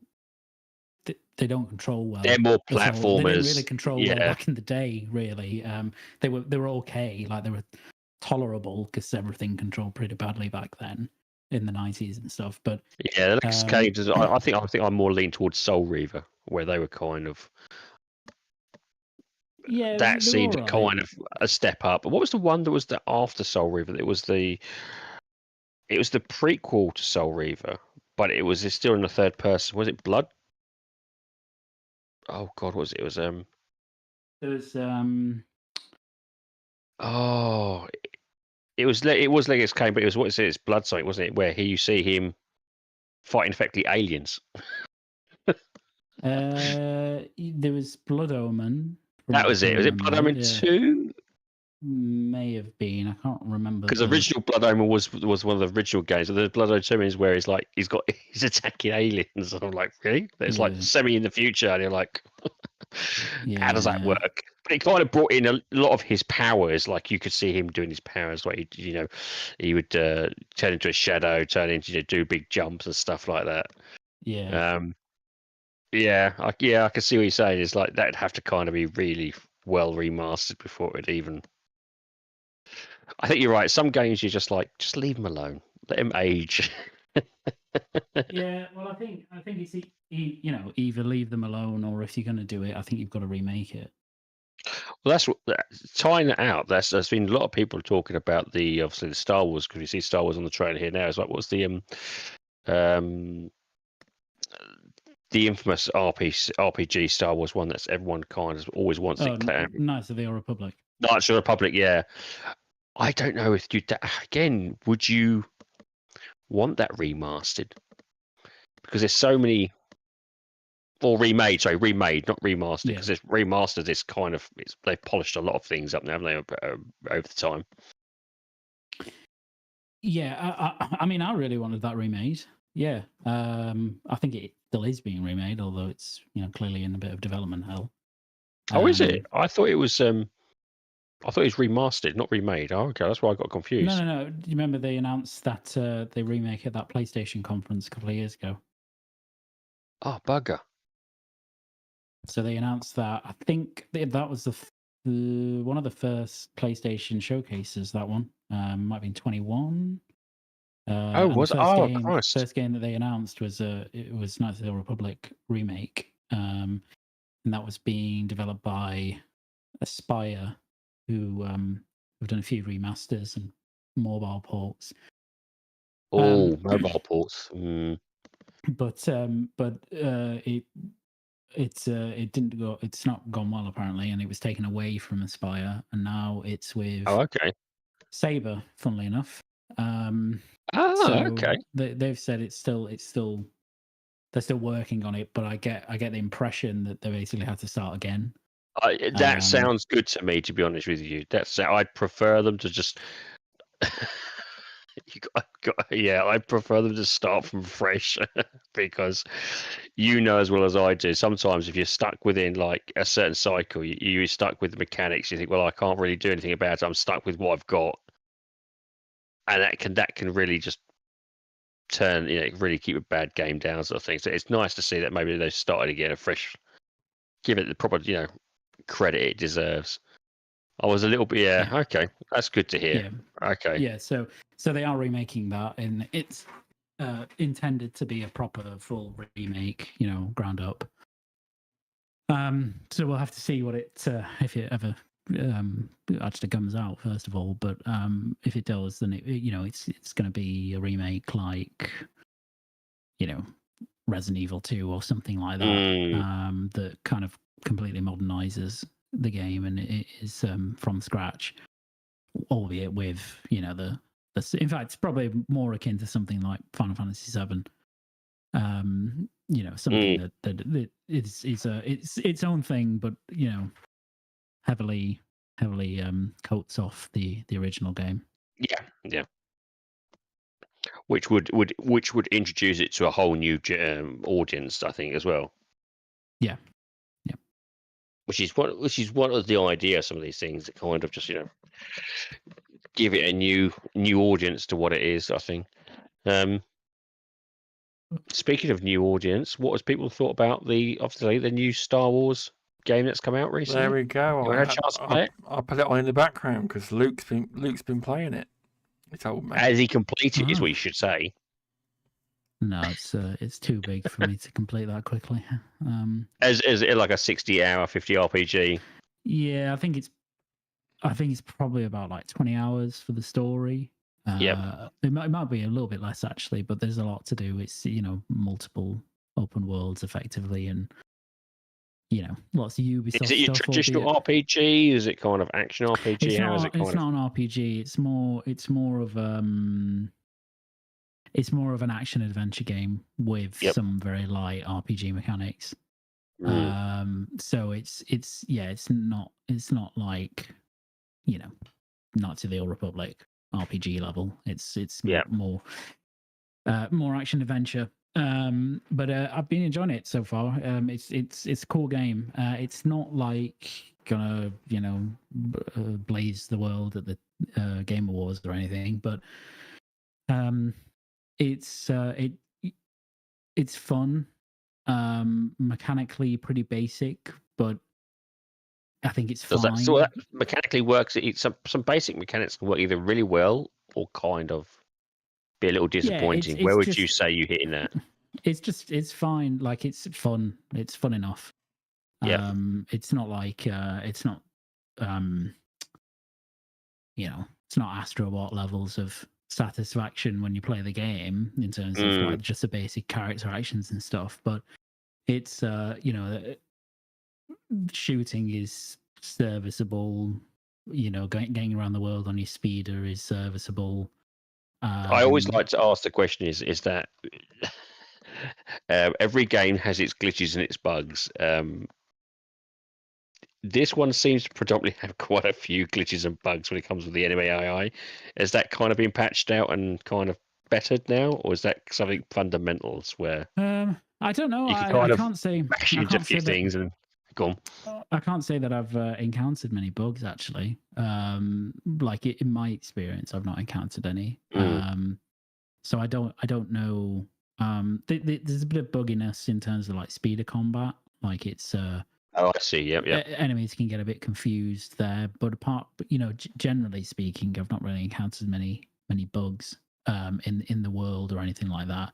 It's a bit like it's a bit janky in places. So is it just because the polish hasn't been quietly finished off yet, or? I don't know, because it's very polished in a lot of areas, but then facial animations are pretty poor. For example, in game, they're not amazing by any stretch. I always thought that's a question I was going to ask you. You obviously I always take Twitter with a pinch of salt with what people are saying, but is the facial animations quite bad? They're not awful, but they're just not very good. I think just for the rest of, I think the issue is more that they stick out because the rest of the game is very visually impressive. Oh, so I see. I think as a result, you look at that and you're like, oh, that's a bit at odds with the rest of the game. And I think open world games in terms of their facial capture for NPCs and such have come on really quite significantly over the last few years. So if you look at like probably the best example, like Horizon Forbidden West has incredible facial capture for every NPC that you talk to in the world. And Alan Wake 2 did it very well as well. Mass Effect I thought was really good, even with some of the old Mass Effect back games. in the day was good. But yeah, so the facial capture on this, I mean, it's not really facial capture, it's like keyframed when you're in the game, but it just sticks out as a result because the rest of the package is visually of a very high quality. So I think that's the issue. But I think your mileage on this will vary depending on how much of a Star Wars fan you are, because I think for people who are not big Star Wars fans, I'm not convinced you would really enjoy this because mechanically it is so simple, and it's, you know, I wouldn't say it's like super satisfying to play the game. It's not as if it, you know, you're going through and you're like, man, this is really, the shooting's incredible here, you know, so I really want to keep doing that. It's not really like that. I think. Do you think is this because of a lack of structure where they're trying to hit the widest market possible, and in some cases that's one of the reasons why? Maybe. I mean, they've gone down a particular route here, which is that, you know, you play as a smuggler, and, you know, in the Star Wars universe, what do smugglers tend to use? Well, they tend to use pistols, and so that's your weapon, and you don't get any other weapons in the game. You can pick other weapons up, you know, like stormtrooper blasters and such, but they have a limited life, and you can't take them with you, and all that sort of stuff. You can get upgrades for your blaster to make it do different things, but again, you know, it's not. Does your pet kind of play into it as well? Because like in the trailer, you see your pet kind of helped you in like in a scene. Does it help you, or is it just a?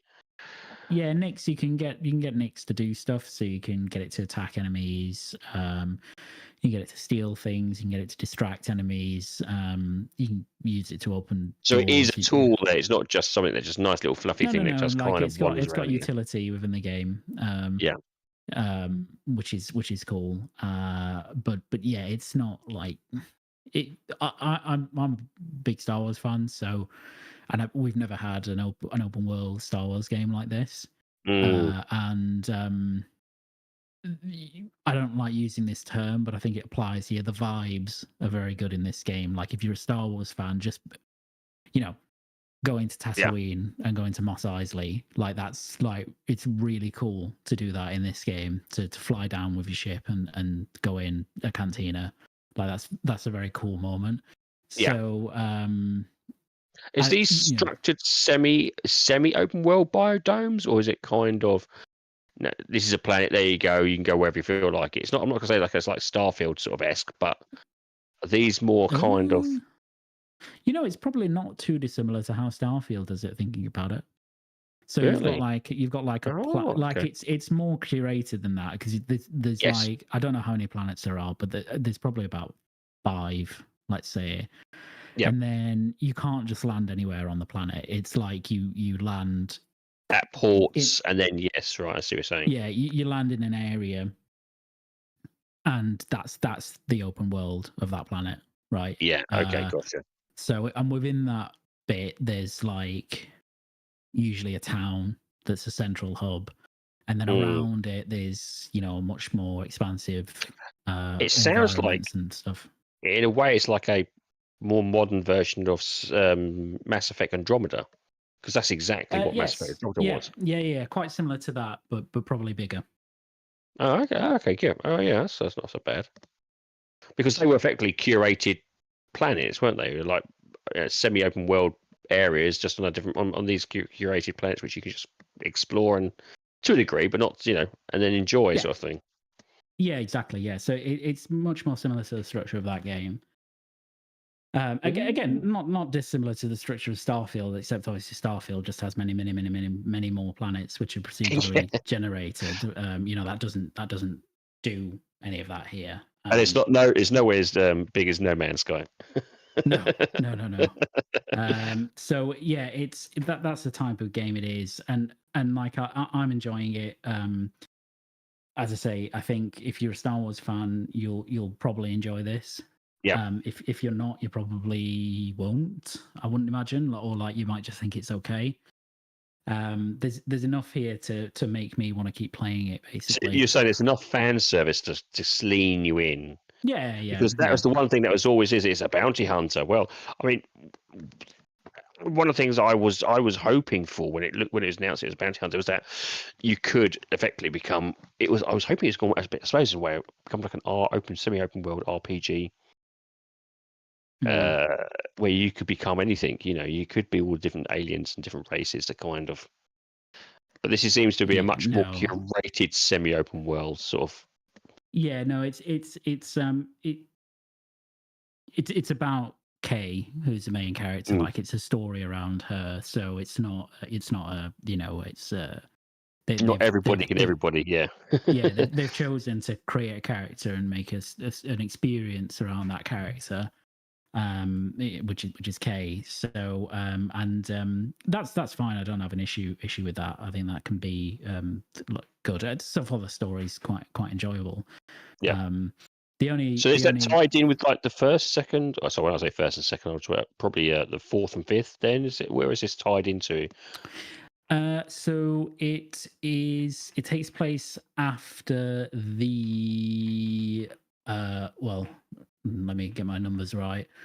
It would be after the fourth film, or rather the first film in the original trilogy. Mm-hmm. Yeah, it's Han Solo's still been frozen in carbonite. So when's he frozen in carbonite? I can't remember now. Is it Empire Strikes Back? That's the second one, isn't it? In fifth. Yeah, it's in the fifth one. So Return of the Jedi is when Solo's frozen. So no, it's before that. Okay. So it's between Empire Strikes Back and Return of the Jedi.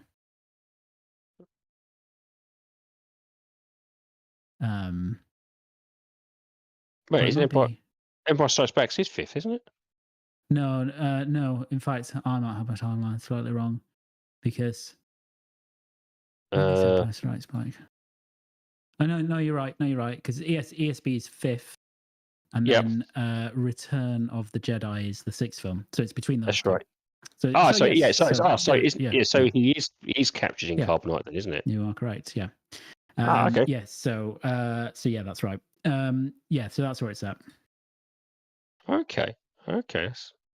So we are using the Star Wars carbon printing technology to make the age correct here. Well, if you know, see, this is how geeky we are. If you know your Star Wars, you'll know your lore. Unfortunately, it's one of those things that you kind of like, Yeah. You're kidding. That's why I like Rogue One. Rogue One was just that perfect little snippet. Between how she got the plans, because you never worked out. It never explained how she got the plans, and that's why I absolutely liked that one. It was like, this is it. This is how she got the plans, and it just tied so well into that. That and the fact that if those who it's just so brutal. It really did explain, everyone sacrificed themselves to get those plans to her. You're like, oh, Christ.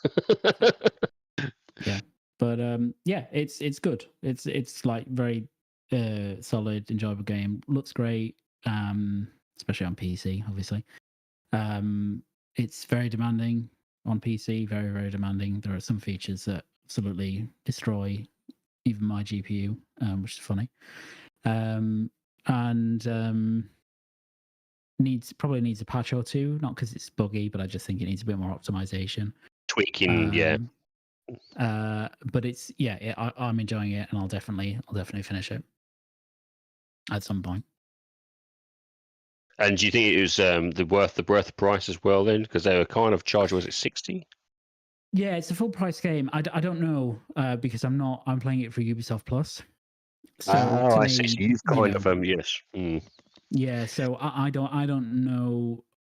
I mean, it's a very it's 60, 70 quid, very subjective value proposition in terms of whether it's worth that amount of money. It depends on the person. I think if I had bought it at 60, 70 quid, I think I'd think probably that it was worth it overall. But I'm conscious that I'm not super far into the game, right? I'm only about exactly. You haven't really hours, so I need to play a lot more before I would. Could easily go really good to really bad, depending on what it could fall anywhere within that spectrum. So I don't know. But if you get Ubisoft Plus, then I think it's definitely worth picking it. Even if you just wanted to subscribe to it for say a month, and you just wanted to play the game, then I think it's well worth that. What is the subscription for a month then? Is that? I think it's €14. So that's actually good if you wanted just to play this game. Yeah, then that's a pretty good. Yeah, I think that's a good entry into it. And then you could stick around for Assassin's Creed Shadows as well if you wanted to, which comes out in a couple of months. So, but yeah, it's an enjoyable game. That's good to know. Good to know. That's good to hear. That is. I don't know anything about the Star Wars lore, so I might remain silent.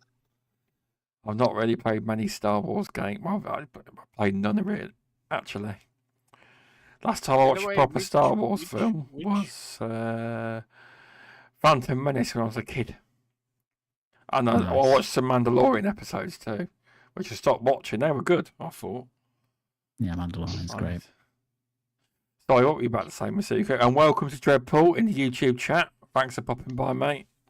Yeah, I was just curious. Like, was this the Division team that was making this game? Yeah, it's massive. Yeah, okay, it's massive. Okay. Yeah. Right. So it's actually the Julian. I can't remember his name. Julian Garrity, I think is his name. Who was the kind of creative director on Division 1. He's the director on this game. Yeah. Okay, so no wonder it's pretty good. Yeah, Massive tend to make like not outstanding but very solid games. You know what I mean? Yeah, like none of their games are like you would ever say Game of the Year candidates. I mean, maybe some people would. I certainly wouldn't. But like they're always like the epitome of like a 7.5 out of 10. I know. Yeah, I know what you're saying. Yeah, but like I mean, the Division really high production. Yeah. Well, the Division still holds up now if you look at it graphically. Yeah, it does. It still looks good now. It really does hold up beautifully now. And if you get it on PC, the mods you can do to it just make it look stunning. Yeah, it is a visual feast sort of thing. Yep. Yeah, I was actually talking with Removable that I'm now replaying like Far Cry 5, so that's one of my favorite games from Ubisoft, and it's like I can see all the the issues that people have with Ubisoft formula, but still it's the kind of like a comfort food game for me. Yeah. They know that. They know what exactly. They know what it is. They're not going to change that formula. You know what you're getting. Yeah. There might be the odd tweak, but you know what you're getting. And one of the favourites for me for Far Cry is the Far Cry Primal, but definitely for me, my favourite one was Far Cry Blood Dragon. That was just absolutely loved it, sort of thing. It's one of those things where I think I kind of hoped they were going to take more risks and do stuff like the Blood Dragon, because it's just a nice, silly, cheesy throw into the 80s, and it was one of those things. It just worked really well, and I wish they kind of sometimes would just like do more of that. Keep the stuff what they're doing, keep the formula they've got, but just do more of those side silly projects, because everyone I've ever spoke to who's ever played Blood Dragon is like they loved it, absolutely loved it. It's a shame that they don't do more along those lines within the different franchises. Yeah. I think they always keep a little bit of this humor to that series. Like most of the games have some parts, at least even in the main games, there is always like certain characters and certain missions that are like more like humorous, and you get to enjoy a different side of the game, and they are pretty like they are competent people who are making the game. Like sometimes you can walk into some house in the middle of the hills, and you are like amazed like how well it's made, and you are just imagining that some designer really have spent a lot of time doing it.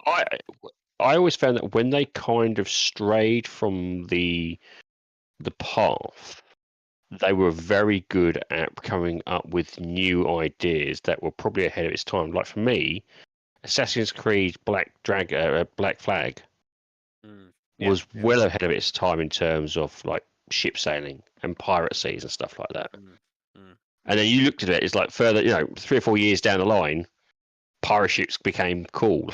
And it's like, yeah, but they kind of nailed it right there and then. They nailed the old sea chanties, the feel of the sea right from the beginning. And it's like, but that was so different. They went again. It's like, right, let's look into this little area and kind of, do something different. Did you guys love this Sid Meier's Pirates game? That was the new one, wasn't it? That was the. Yeah. It wasn't the original DOS game, but the one that came after it, like the kind of a new version of it. Did anyone play that one? Is that the? I'm trying to think. Was that the third person pirate game? No, it was still like controlling the ship in the sea and just like. No, I don't think I did. No, I must admit I had not from the. I remember playing the original, but I don't remember playing the sequel to it. Not I know of. Yeah, it's more like the same game, but made like better. Like before remakes was a thing, they made. Yeah, I know what I mean. Yeah. No, it's no, I don't think I played that one. I'm assuming it's pretty good. Yeah. If you're recommending it, it's got to be pretty good. Yeah, I enjoyed it. Like going around with the ship and like looting and shooting and everything. And then it had like this very classical LucasArts style fencing to it. Like it was fun. It was fun. Even though different companies, but it was like really like certain era product. Oh yeah, I know what I mean. Yeah, definitely. Speaking of certain era product, is there any more showcases this year? Or are we done now from the main platforms? We've got we've got PlayStation one, haven't we? I thought it was a PlayStation one. Well, it's not really a showcase, is it? No, there's a technical presentation tomorrow. Well, so it's got to be. It's got to be hardware. It's Mark Cerny. Yeah, it'd be the PS5 Pro. Yeah. There's then rumours to be a state of play this month that follows that. And apart from, and then we've got the Game Awards, maybe a Nintendo in there somewhere. Really? You think Nintendo would have turned up? Maybe. Well, if they do, I don't know if it would be a showcase as such, but maybe just an initial reveal of the Switch 2, and then a show something next year. Yeah. Do you think they would do it this year for the Switch 2? Depends on when it releases next year. I mean, it's coming out next year by all accounts. It's possible that they could do something maybe in November. Just like they reveal the original Switch, where it was kind of like a YouTube advert essentially that you went on the Nintendo channel to watch. Exactly. So it might be something like that, and then like a bigger reveal next year. They've so we'll see. They've got a history of doing something like that, haven't they? Yeah, so they may do something like that. Sony, I'm pretty certain. Obviously, tomorrow they'll reveal the PS5 Pro, and then I'm pretty certain they'll have they always have a state of play in September. So, I don't see why this September would be any different, particularly if they've just revealed new hardware. Do you think that'll be the discless version, or do you think that'll go down straight towards the disc version, or digital only? Do you think the new Pro will be? I don't know. I think they'll either offer both. Or they will just offer digital, and you'll have to pick up, a disk drive attachment. I'm not too certain at the minute what they'll do. I think they want to. Obviously, most manufacturers now want to push people down the digital route, but offer some physical capability. And the way to do that for some of them is just to say, here's a disk drive attachment you can buy separately. So they may do that. And also, I think it depends on cost. The Pro, I doubt that will be a cheap console. So they may have gone digital only to try and get the price down in terms of that's what I was thinking. Consumer. So so I'm not too sure. I suspect we should probably find out tomorrow. But maybe they won't announce the exact models, the model configuration as such tomorrow, and they might reveal that a little bit later in the month. That piece of hardware is coming out this year, so they've got to do that quite soon. But I'm not too sure. But I must be, my gut feeling says it's going to be a digital only, and they'll probably just make it. What was the PlayStation 5 was $550? No, it's 450. My gut feeling, it'll probably be about 500. If they put it as 550, I think that'll put a few people off. 500. Yeah, I think 5 or 550 will be. I mean, 550 if it has a disk drive in it, but if it's a digital only system, I don't think it'll make any difference anymore. Yeah, I mean, people will still pay it. People still pay 550. Yeah. Well, I'm just thinking that since the slump of sales in terms of hardware, I'm just like, cost of living crisis. PlayStation don't think about stuff like that. Xbox don't either. They don't. Yeah, I mean, ultimately, there's enough. Don't get me wrong, you'll get the whales that will just go straight and go, right, that's it, purchase it. But I'm talking about, it appealing, because the Pro is going to appeal to more of like the hardened gamer. Or someone who hasn't bought a PS5 yet. That's exactly it. Yes. Yeah, but so it will, but it's for that reason that they can price it quite high. Yeah. Because if it, the point of the Pro is to appeal to really those two categories of people, but it's more to appeal to the hardcore audience, And would you think they'll drop down the price of the PS5 then for that? No, I doubt it. I think the days of hardware being subsidized like that with consistent price drops are gone. Yeah. Like, I don't think we're in that world anymore. So I think the PS5 will get a price cut, but I would be surprised if it came alongside. Well, I'd be surprised if it came alongside the PS5 Pro. I think they'll position the Pro to be, if anything. They're going to raise the price rather than drop it, is what you're thinking. Well, they're not going to raise the price of the PS5. I mean, they already technically did raise the price of the PS5. Yes. Last year, but I think what they will do is they will try and they'll put the Pro out. The Pro will be whatever it costs, let's say $550, and that's going to appeal to people, hardcore gamers who want the best hardware. It will sell out because it always does. But by putting it at that price, it may also give that kind of psychological deference to people to look at the PS5 if they don't have one and go, oh, actually, that's not, by comparison, that's not that bad a price. So maybe I'll just get a PS5 instead of a PS5 Pro. I see what you're saying, yeah.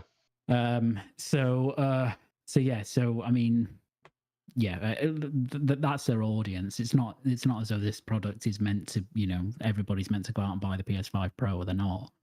It's just that for people who are really into it and want the absolute best console spec you can get, this is going to be it. I kind of wonder if that's going to then kind of spurge on to the Xbox to do their Series X Pro. No, because I mean they're not doing one. I mean, Phil said I can't see a reason really. Yeah, I mean, what's and I don't mean this in offense, but what's the point of Xbox doing a mid-gen console when I think mid-gens these days you're right. It's become what is the it might get the frame rate a little better. That's well, I mean, it. I think that you can do it's harder to do a mid-gen now than it was last gen, because last gen the whole point of these was an uplift to 4K. That's right. You don't have now. So the sell is harder, but I think there are there are many things you can do, and we'll see some of these tomorrow. That's going to be more software, though, isn't it? It's surely rather than hardware. It's going to be, cloud-based computing systems and picking up more rendering. I don't think there'll be any cloud stuff here. I mean, the thing that the PS5 Pro, the avenue that's going to go down is better ray tracing performance. That's all hardware based. Generally better performance, just across games in terms of if they're GPU intensive. And then the big one, seemingly for tomorrow, is PSSR, which is like PlayStation's version of DLSS, and that's a huge. If that's good, if that's a good technology, which is those are partly software but partly hardware based. If that's good, then that will be an actual big upgrade, to the existing console. Yeah. No, go ahead, Masuka. Yeah, I was just going to say, like, if it, like you were saying, like, if it's really going to be a good solution, like similar level like DLSS, then the parity between that and the current Series X is going to be pretty huge. This is what I'm saying. Will it then force people to kind of? I suppose in my head, thinking about it, the Xbox is more going down subscription and providing content through its subscription services, where maybe Sony's still going down more of its first party. Yeah, well, I think the issue for Xbox is more that, first of all, they've already got 2 spec of console. I think that introducing another layer on top of that becomes quite confusing. Damn, Series S. Yeah, it becomes quite confusing at a consumer level to do that. Yeah, but also it becomes really quite annoying. I mean, we've seen how some developers have reacted to the S. It then becomes more annoying from a developer standpoint, having to develop for free console SKUs done by the same manufacturer. So that's problem one. The second problem really is that I don't think there's really any point Microsoft, Xbox making another piece of hardware when, to be frank, their current pieces of hardware do not sell very well. So it's not as if there's there would be demand for one within the confines of the hardcore Xbox space, but is that particularly big at the moment? Probably not. So the juice isn't worth the squeeze there, is it? Whereas for Sony, there's still good demand for PlayStation consoles, right? Their console sales are still strong. They're dropping off because we're halfway through the generation, so there's a natural drop off at this point. But that's the best time to introduce a new spec. So I think it makes sense for them to have done this. But I think, Microsoft, I think, committed to basically not doing a mid-gen update the moment that they went through, designing an S console. Well, the fact that was it a Series X 2 terabyte. Oh yeah, the new one they've just done. My brother actually went and grabbed that. That's the one he got recently. Yeah. And so, yeah, it's that's I suppose their version, isn't it? They're just basically upgrading. They're tweaking with the software, I think, more than they are with the hardware. Oh, Xbox. Yeah, well, I think I don't think that they're the X is still a powerful console, so I don't think on the higher end of the Xbox hardware spectrum there's much of an issue in terms of their hardware. Not that there is on PlayStation side either, because the PS5 is a very capable piece of console hardware as well. But it's just more that the approach is very different, because PlayStation wanted to do basically the same thing that they did last gen, which is introduce a Pro model halfway through the generation that's significantly more powerful, or substantially more powerful than the existing model. Xbox didn't really do that, in that they kind of saw the X as, Phil has said this, saw the X as their mid-gen, like that's kind of how it's positioned. It's like the stronger version of the base model. So, as I say, introducing a third layer to that, another piece of hardware, I just don't Just think. be even more complicated than we already It's is. just being more complicated, and I just don't think they want to do that. And I think, to be honest, Microsoft just want to get out of this generation now and move on. They want to go to the next one. So that makes sense. And when's the showcase tomorrow? Is it? Oh, sorry, not showcase. But it's like 4 p.m. I think UK time. That's not so bad. Because normally that's an absolute nightmare, isn't it? It's about 6 o'clock or something, or even worse, 10 p.m. or 12 p.m. You're like, oh god. Yeah.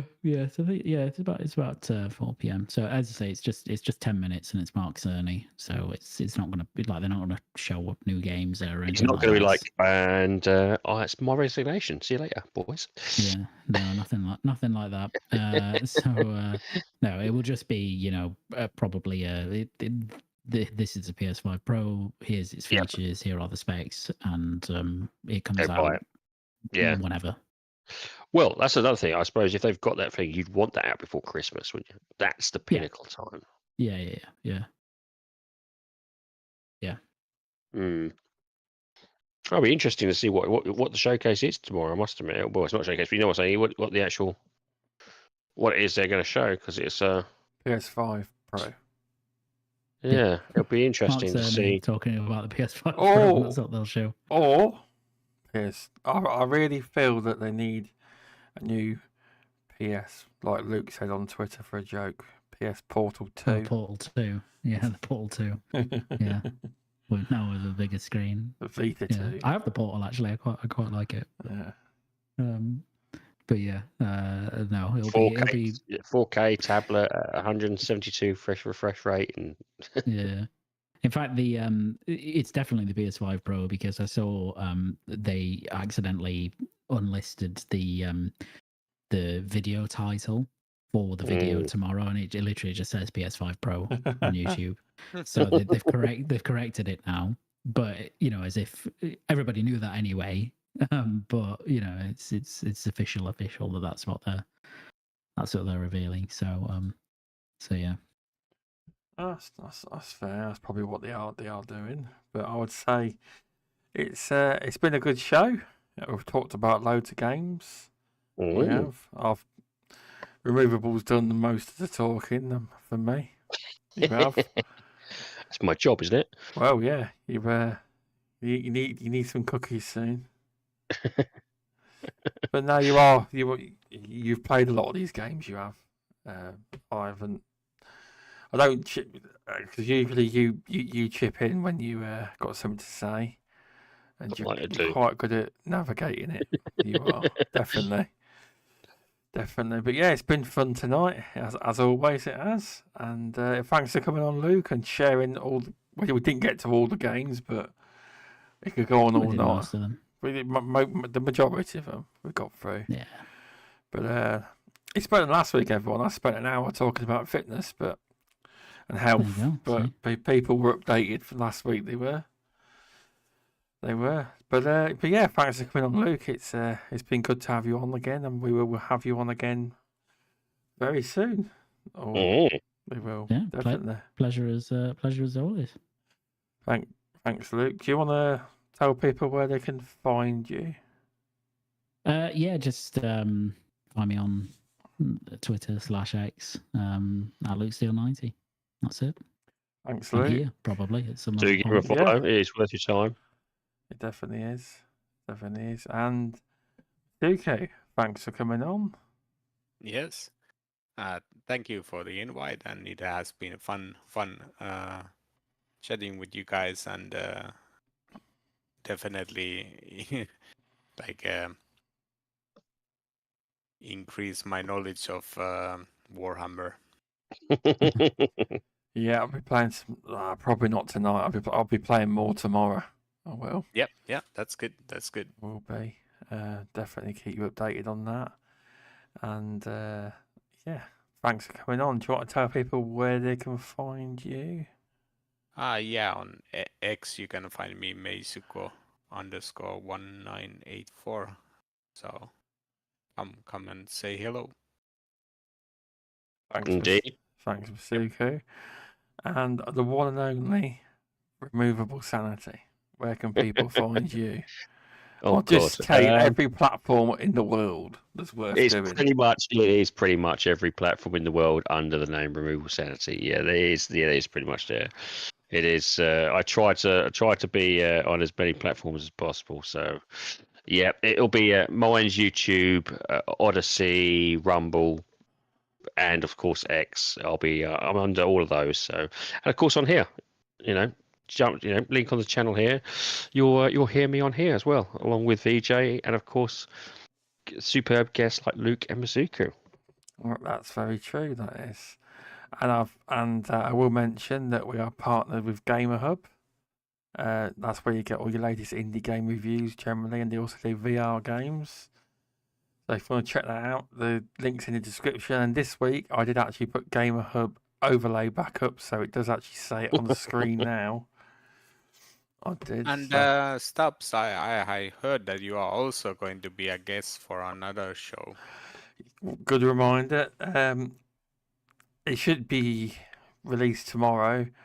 My good friends over at LOD Perspective, I'm on their show. I am. That's a pre-recorded, so it was recorded last Tuesday, so it should be released tomorrow. So I'll be on there, and yes, you all get a mention. Nah, Nice. Well, Nice. because they were asking me about the podcasts, who's on it regular. So I may have mentioned you, Luke. I can't remember. I can't. Bastard. But no, that was a fun show. To be fair, it's a fun show. Lewis from GamerHub's on there, but he's not in his GamerHub role on there. It's very random. You lot think I can be random. You need to watch LOD Perspective. He's a good lad, Lewis is. Yeah, it brings some entertainment to the show, and it's quite a funny one. The one that's going to be released tomorrow, whatever it's called. They have different names, titles they come up with. I don't know what it's actually going to be called, but that'll be out tomorrow on YouTube and Spotify, and I think it's on everything really. Not as far as I don't think it's on as many platforms as what I put my show on though, but it's on the majority of them. And you can find this podcast live on X, which is on now. There was 7 people watching at one point. And you can find this show on Rumble. There's quite a few people who watch on there too tonight, and YouTube as well. Thanks to everyone that's been watching tonight's show. And after the fact, please drop a Apple review or Spotify review. Let me know though. Give me a DM if you have, and screenshot it, and I can read it out in the show if you want to. If you want to shout out, I can give you a shout out on the show if you give us a review. But yeah, because the dominant platform on downloads for this show is actually Apple Podcasts. It gets roughly 25, anywhere from 12 to 30 per show. But it doesn't sound a lot, but a lot of people don't make it past 6 podcasts generally, or 2. They give up. Ooh.